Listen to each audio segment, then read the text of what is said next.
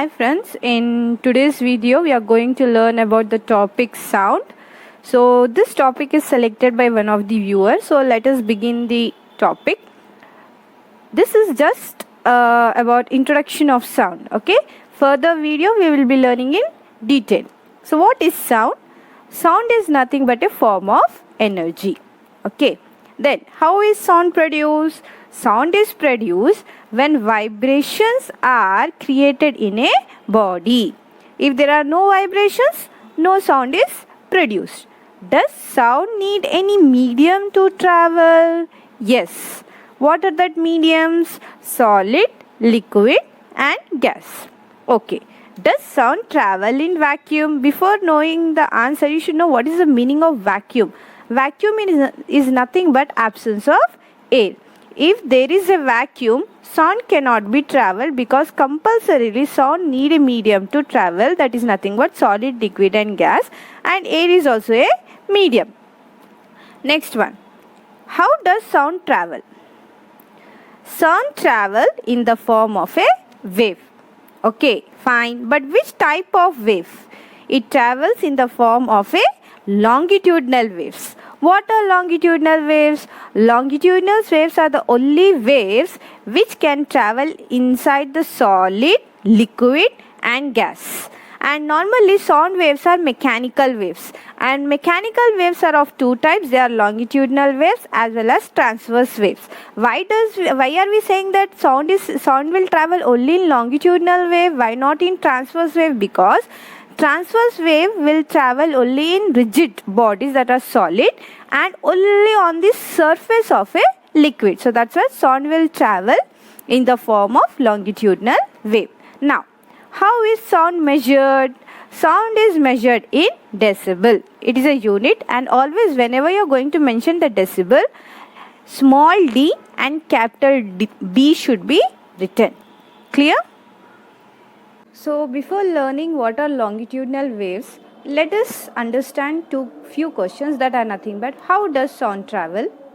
When any body vibrates, it causes movement in the surrounding air particles. Example, right now, whatever I am explaining, near me, what is present? Air is present. So whenever I am saying anything, the disturbance is created in the surroundings. And which medium is present? That is nothing but air. So this movement is called what? Sound waves, and they will be keeping on traveling until all the energy runs out. Now, why does sound need a medium to travel? The molecules which are present in solid, liquid and gas helps the sound waves to travel from one point to another point, because of which what happens? The sound will be able to travel. So just now we have learned that sound is a form of energy. What is energy? Energy is nothing but the capacity to do some work. So now even we have learned that vibrating bodies produces sound. So let us prove it. So for proving that, we need few materials, that is nothing but a metal plate, a metal bowl filled with water and a metal spoon. So let us start the activity. Take a metal plate and a metal spoon. Now gently hit the metal plate, you will be able to hear the sound. Right? Now again you hit the metal plate and touch the metal plate with your finger, you will feel the vibrations. So now I am placing my forefinger very lightly and I am gonna hit the metal plate and I am able to feel the vibrations. Until the vibrations are there, till that time only sound is produced. So we can conclude that vibrating body produces sound. So now in this other activity, you will be able to see the vibrations, and this is not possible in all the cases. Now gently hit the rim of the metal ball with the help of a metal spoon. You will be able to see the ripples forming on the surface of the water, and that will be observed very lightly. Are you able to see? Right? Now just hit the metal ball from the side. Still you are able to see the vibrations, and they are coming from the bottom to surface of the liquid. So that means waves can travel even inside the liquid. Clear? So from this activity we can conclude that vibrating body produces sound. Clear? Similarly, at the end of the video, I will mention some activities which you need to perform after watching this video completely. It will be very interesting. According to me, if you do it, then only you will be able to understand it. Right? If you want a clarity in the concept, you need to do it once. So now let us learn about the longitudinal waves. So just now we have learned what are sound waves. Sound waves are nothing but the movement in the air particles is known as sound waves. So sound waves are nothing but mechanical waves, and mechanical waves are further divided into two. They are longitudinal waves and transverse wave. Now sound waves are nothing but longitudinal waves. Why are we calling this? Because longitudinal waves can travel in solid, liquid and gas. But transverse wave can travel in solid, but they'll just travel on the upper surface of a liquid. That is nothing but the formation of ripples on water is nothing but transverse wave, and they'll not even pass in gases. So that's why sound waves are nothing but longitudinal waves, and they'll travel in all the three mediums, that is nothing but solid, liquid and gas. And in longitudinal waves, compressions and refractions are formed. Now what are these compressions and refractions? The particles in a medium will be parallel along the direction of wave. They will be parallel along the direction of wave, and they'll be moving always in to and fro motion. To and fro motion is nothing but left to right, right to left. So during that movement, what happened? Few particles will come closer to each other, and that part will become very dense. So that part is known as compressions. And after some time, what happened? Due to the pressure, they'll again move away from each other. So here what is applied? Pressure is applied. So these are also known as pressure waves. So here what happened? Due to the gap between the particles, that they are known as refractions. Clear? But in transverse wave, crust and troughs are formed.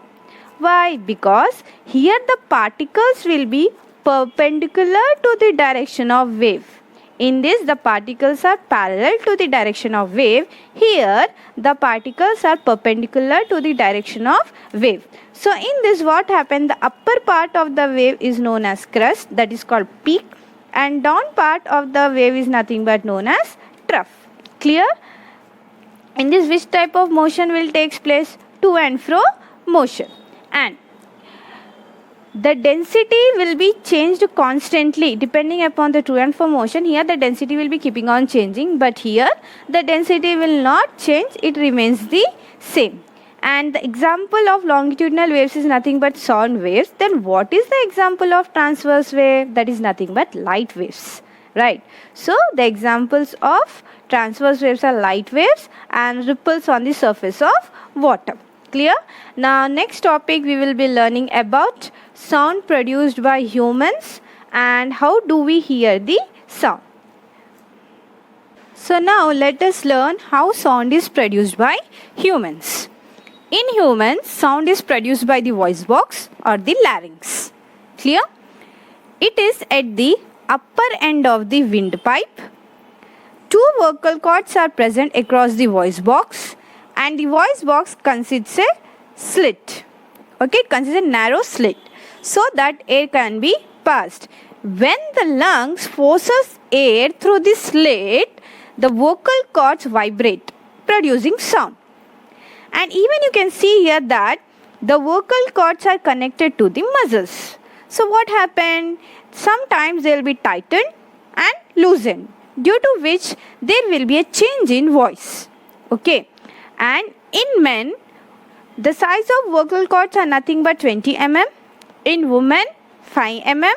And in children, they will be very short. So due to the change in size of the vocal cords and due to the vocal cords which are connected to the muscles, what happens? Sometimes they will be tightened and loosened, due to which what happens? There will be a change in voice. Clear?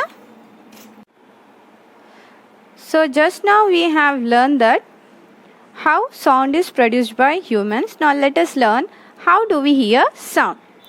When sound enters into our ear, it travels down through a canal, at the end of which a thin membrane is stretched tightly. It is called eardrum. Sound vibrations makes the eardrum to vibrate. The eardrum sends these vibrations to the inner ear, and from there the signals are passed to the brain, and this process is known as hearing. Clear? I'll repeat. When sound enters into our ear, it travels through a canal. Clear? At the end of this canal, what is present? Eardrum is present. So sound vibrations make this eardrum to vibrate. When it starts vibrating, the vibrations are passed from the eardrum to the inner part of the ear, and from there the signals are passed to the brain, and this process is known as hearing. So we know that sound travels in the form of a wave. So a wave can be described by these 5 characteristics of sound. Okay, so what are the 5 characteristics of sound? Wavelength, amplitude, time period, frequency, velocity or speed of a wave. Okay, these are the 5 characteristics of sound. Let us learn it quickly. So now here consider a sound wave. So the first one is nothing but the wavelength. What is wavelength? Wavelength is nothing but the length of one complete wave is known as wavelength. Wavelength is nothing but the length of one complete wave is known as wavelength. That is from here to here, and it is represented by a letter lambda. Clear? And the one more definition of wavelength is nothing but the distance between 2 consecutive crusts, or the distance between 2 consecutive troughs is also known as a wavelength. And what is the SI unit of wavelength? We are measuring the distance or the length. Obviously the SI unit of length or distance is what? Meter. So SI unit of wavelength is what? Meter. Clear? Now second one is what? Amplitude. What is amplitude? It is very simple. The height of a wave is called as amplitude, and again here height is measured. So the SI unit of amplitude is meter. Now next one is what is time period.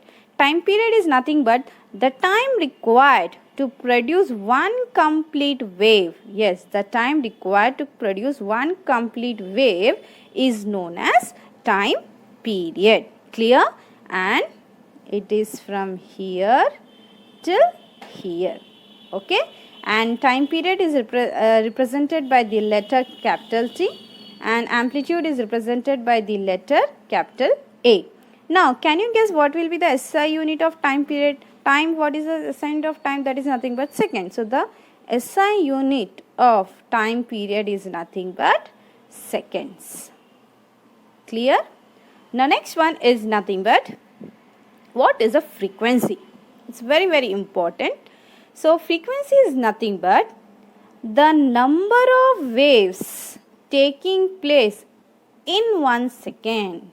So, how many waves will be taking place per second is known as frequency of the wave. Or you can say the number of vibrations per second is called frequency. Any doubts in this? So, how many waves are there in this? 1, 2, 3. So, how many waves are here? 3 waves. In how many seconds? 1 second. So, how will you mention the frequency here? It is nothing but 3 complete waves are produced in 1 second. Clear? So, like this you can mention the frequency. 3 complete waves are produced in 1 second. So that is nothing but what known as frequency. You can say the number of complete waves produced in 1 second, or the number of vibrations per second is called frequency. Let us learn more about frequency. If 20 complete waves are produced in 1 second, we will write it as 20 hertz. So, what is hertz? Hertz is nothing but the SI unit of frequency. Clear? And frequency is represented by the letter small f, and the SI unit of frequency is nothing but hertz. The other way is nothing but it can be said as 20 waves or 20 cycles per second. Yes, waves can also be written as cycles. Clear? So, if 20 complete cycles are produced in 1 second, we will write it as 20 hertz or 20, what you will write? 20 cycles per second. Clear? If 20 complete waves are produced in 1 second, we will write it as 20 hertz. If 20 complete cycles are produced in 1 second, we will write it as 20 cycles per second. So, in most of the numericals, they will ask both the ways. Sometimes they will ask waves, sometimes they will ask cycles. So, you should not get confused. Okay. Now, next, suppose if one wave is taking place in 1 second, then we will write it as 1 hertz. What we will write it as? 1 hertz. Suppose 2 waves are taking place in 1 second, we will write it as 2 hertz. Clear? So, here, what is the meaning of 1 hertz or 2 hertz? Here, 1 hertz means 1 vibration per second. What is the meaning of 1 hertz? 1 vibration per second. Now, what is the meaning of 2 hertz? 2 vibrations per second. 3 hertz, 3 vibrations per second. If suppose it is 100 hertz means 100 vibrations per second. Now, the bigger unit of frequency is known as kilohertz. What it is known as? Kilohertz. So, now 1 kilohertz is equals to 1000 hertz. So, these values you need to remember. Clear? 1 kilohertz is nothing but 1000 hertz. Now, let us quickly revise the frequency topic. So, what is frequency? Frequency is nothing but the number of complete waves produced in 1 second is called frequency of the wave, or the number of vibrations per second is called frequency. Okay. If 20 hertz are there, what is the meaning? That means 20 complete waves are produced in 1 second or 20 vibrations per second. And even in numericals, instead of waves, they will sometimes ask cycles also. Now, next topic is nothing but what? Velocity. And one more thing. What is the SI unit of frequency? SI unit of frequency is nothing but hertz. And what is the bigger unit of frequency? That is nothing but kilohertz. So, 1 kilohertz is nothing but equal to 1000 hertz. What do you mean by velocity or speed of a wave? It is very simple. The distance travelled by a wave in 1 second.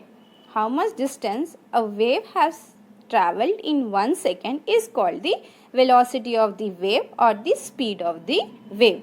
And velocity or speed of the wave is represented by the symbol small v. And the SI unit of velocity is nothing but what? Meter per second. Clear? What is velocity or speed of a wave? The distance travelled by a wave in 1 second is called velocity of the wave or speed of the wave, and it is represented by the letter small v, and the SI unit of velocity or speed of a wave is meter per second. Now let us quickly just go through the SI units of the 5 characteristics of sound. What is the SI unit of wavelength? Meter. Amplitude? Meter. Time period? Seconds. Frequency? Hertz. Velocity or speed of a wave is nothing but meter per second. So we know that sound travels in the form of a wave. So waves are characterized by 3 basic quantities. They are frequency, speed and amplitude. So the 2 main characteristics of sound are pitch and loudness, which in turn are determined by the frequency and amplitude of the wave. So let us learn about loudness, pitch and quality or timbre. So before going in detail, let us quickly understand what is actually loudness and what is pitch. So loudness depends on the energy of the wave, whereas the pitch of a sound is our ear's response to the frequency of sound. Pitch of a sound depends on the frequency. Loudness of a sound depends on the amplitude of sound waves. Clear? So let us understand with a small example. So longer the wavelength, lower the frequency. Shorter the wavelength, higher will be the frequency. So what is amplitude? Amplitude is nothing but the height of a wave. Clear? So loudness depends upon the amplitude, that is nothing but the height of the wave.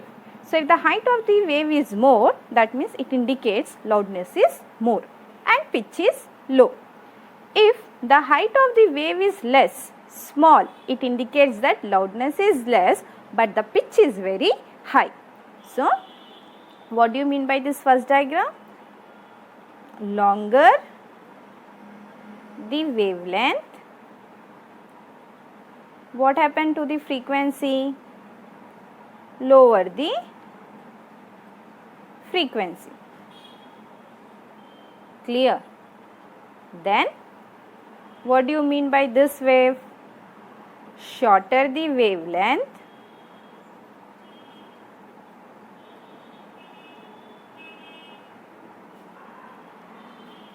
higher the frequency.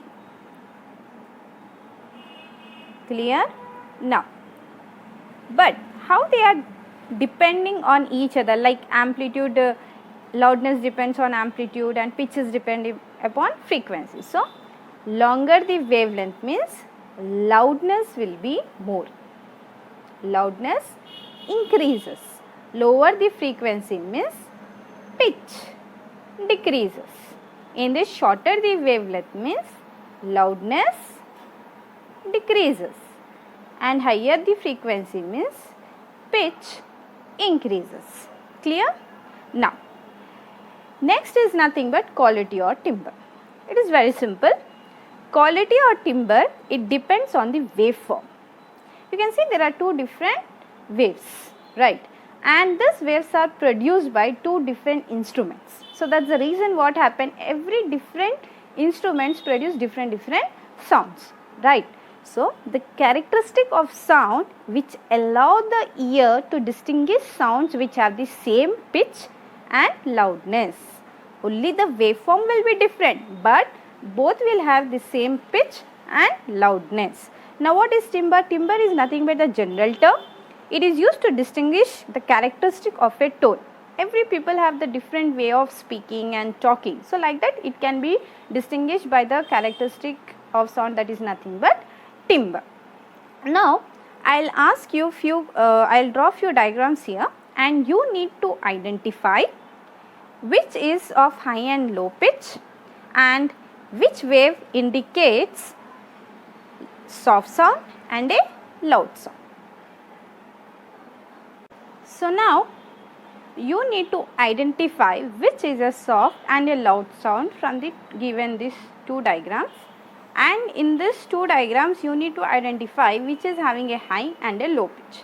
And before solving it, you should know that what is the meaning of an amplitude and what is the meaning of a frequency.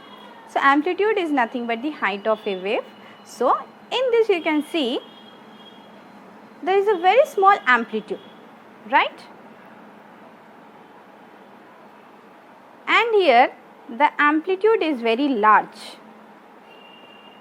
So obviously shorter the amplitude, what happens? The sound produced will be very soft, and in this you can see the amplitude is very large. That means the sound produced will be very loud. Now what do you mean by frequency? Frequency is nothing but the number of waves produced in 1 second, or the number of vibrations taking place in 1 second is known as frequency. And you can see here the number of complete waves are very less comparing to the number of waves in 1 second produced in the second diagram. You can even count it 1, 2, 3, here 1, 2, 3, 4, 5. So here 5 complete waves are there and here 3 complete waves are there. That means if frequency is less, what happens? The pitch will be low. And here the frequency is high, so that means pitch will be high. So like this, loudness depends upon amplitude and pitch depends upon frequency. So just now we have learned velocity or speed of a sound wave, that is nothing but the distance travelled by a wave in 1 second is called the velocity of the wave or speed of the wave. So now let us learn what are the factors which affects the speed of sound in gases. Clear? So there are 4 factors. They are direction of wind, temperature, density and humidity. Now what is the meaning of direction of wind? If the wind is blowing along the direction of sound, both are in same direction, means the speed of sound will increase. What will happen? The speed of sound will increase. If the wind is blowing opposite to the direction of sound, the direction of wind is opposite to the direction of sound, means what happen? The speed will decrease. Clear? Now what about temperature? Temperature is nothing but it increases with the increasing temperature. If temperature is increasing, sound will also increase. If temperature decreases, sound will also decrease. Now next one is nothing but density. Density is nothing but the heaviness. When all the particles will come close to each other, what happens? That will become the dense part. So density is inversely proportional to the square root of density of the gas. Now what do you mean by humidity? Humidity is nothing but, we know humidity, the presence of water molecules in air. So increase in humidity in air increases the speed of sound in air. Why? We know that comparing to liquid and gas, the speed of sound can travel more in liquid comparing to gas. That's why increase in humidity in air increases the speed of sound in air. Sound travels faster in humid air than dry air. So these are nothing but the factors affecting the speed of sound in gas. So now let us learn about audible and inaudible sounds. So before that you should know what is the audible range of hearing in humans. So that is nothing but the audible range of hearing in humans is between 20 Hertz to 20,000 Hertz. What is the range of hearing in humans? 20 Hertz to 20,000 Hertz. Now, what is an audible sound? That is nothing but the sounds which are audible to a human ear is known as audible sound. Clear? A human ear can hear the sound between 20 Hertz to 20,000 Hertz. So, the sounds which are produced less than 20 Hertz and more than 20,000 Hertz are known as inaudible sounds. Okay. So that means a human ear can hear between 20 Hertz to 20,000 Hertz. So The sounds which are audible to a human ear is known as audible sound. Then what are inaudible sounds? They are nothing but the sounds which are produced less than 20 hertz and more than 20,000 hertz are known as inaudible sounds, means that sounds cannot be heard by the humans. Clear? Now, but what are such sounds are known as? The sounds which we are not able to hear less than 20 hertz are known as infrasonic sounds. What they are known as? Infrasonic sounds. And the sounds which are not audible, which are more than 20,000 hertz, are known as ultrasonic sounds. What they are known as? Ultrasonic sounds. So, we can say less than 20 sound less than 20 hertz is known as infrasonic sounds, and the sounds more than 20,000 hertz are known as ultrasonic sounds. Clear? Now, next one is nothing but infrasonic sounds are even produced by some of the animals, right? They will communicate with each other with the help of infrasonic sounds, and their communication we cannot hear. Okay, our audible range is only between 20 hertz to 20,000 hertz. Now, which animals are able to communicate even infrasonic sounds? They are nothing but hippo, giraffe, rhino, crocodile, elephant. They use infrasonic sounds to communicate with each other. Then what about our ultrasonic sound? Ultrasonic sound is nothing but used by bats. Yes, during night time, they will send these ultrasonic sound waves to detect any obstacles which is coming in between, like tree or insects. So, like that they will be able to identify by passing the ultrasonic sounds. Even there is a dog whistle. Yes, and that dog whistle will produce only ultrasonic sounds, and it is heard only by the dogs, and it is used by the, this dog whistles are used in training purpose for the dogs. Clear? And even the ultrasonic sounds are used by dolphins also. So, what is the audible range of hearing in humans? That is nothing between 20 hertz to 20,000 hertz, and less than 20, the sounds which are produced less than 20 hertz, they are known as infrasonic sounds, and the sounds which are produced above 20,000 hertz, they are known as ultrasonic sounds. So, let us learn our last topic in this video, that is noise and noise pollution. There are two types of sounds that are nothing but pleasant sound and unpleasant sound. Pleasant sound is nothing but, which is pleasant to listen, like music, and unpleasant sound is nothing but which is very irritating to our ears. So, noise is nothing but it is an unwanted sound considered as unpleasant, loud or disruptive to hearing. Then what about noise pollution? Noise pollution is nothing but it is also known as environmental noise or sound pollution. It impacts the human activity and animal life. Then how to reduce noise pollution? There are many ways to reduce noise pollution. So, example, whenever you are using your earphones, try to listen the music in low volume. Planting trees in your surrounding is the best solution because they will absorb the sound. While watching TV, reduce the TV volume so that it should not affect your ears, etc. There are many ways. So, like that you can reduce the noise pollution. So, now this is the end of our today's topic, and coming to the next one, that is nothing but at the end of this video I will be displaying few activities which are related to the sound traveling in solid, liquid and gas. It will be a fun activity. Kindly try to do it once. If you like my video, share it with your friends and don't forget to subscribe my channel. And in the next video, I will be uploading the videos related to the topic reflection of sound, echo and sonar. Till then, take care. Thank you.